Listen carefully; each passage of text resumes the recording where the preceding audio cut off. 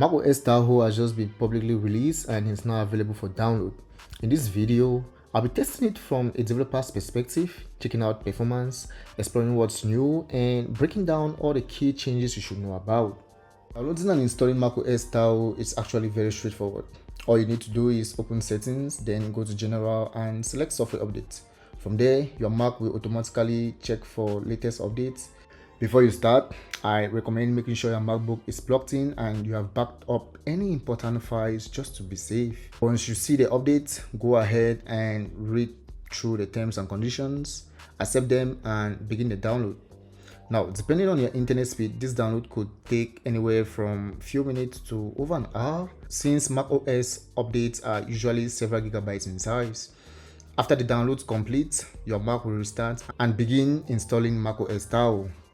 When everything is finished, you can head back to settings, general, software updates, and double check that the version now says macOS Tahoe. That way, you will know the update was installed successfully. After installing the update, the first thing I checked was how much memory the new OS uses to run. Honestly, it wasn't a lot more than I expected, but that's mostly because of all the new customization it brings and the addition of those smooth liquid glass effects throughout the system.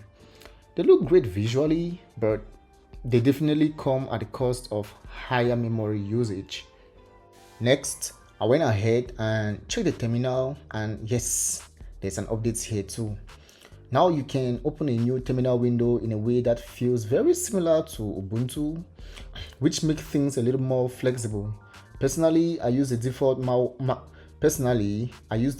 macOS terminal with ZSH, and I think this addition is a really solid improvement for developers like me.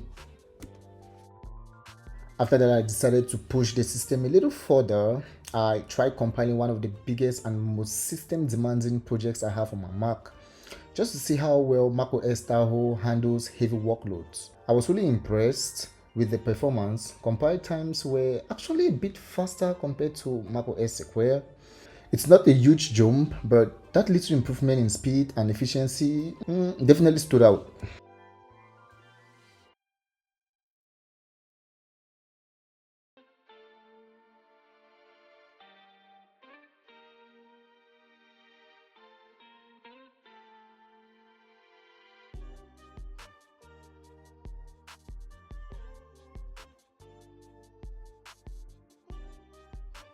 Next, I tested my mobile application called Mood Shift to see how quickly it will compile and run on the new OS.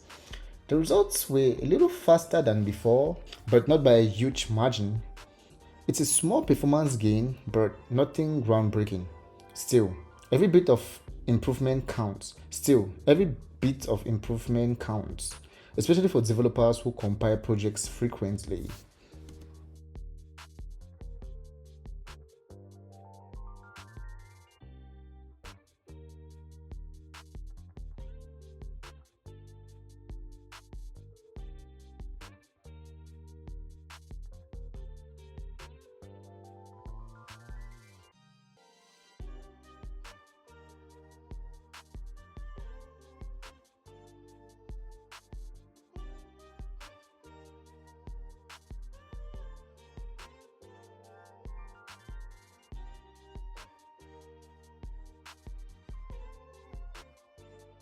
Another cool feature Apple added to macOS Tahoe is the ability to fully customize your folders.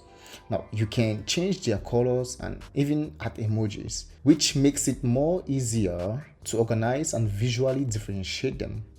Personally, I find this really useful for keeping my workspace tidy and quickly spotting the folders I use the most. I also pushed the system a bit further by opening several demanding apps at the same time just to see if it would slow down the OS. Surprisingly, macOS Tahoe handled it really well. The system stayed smooth and responsive even under heavy load.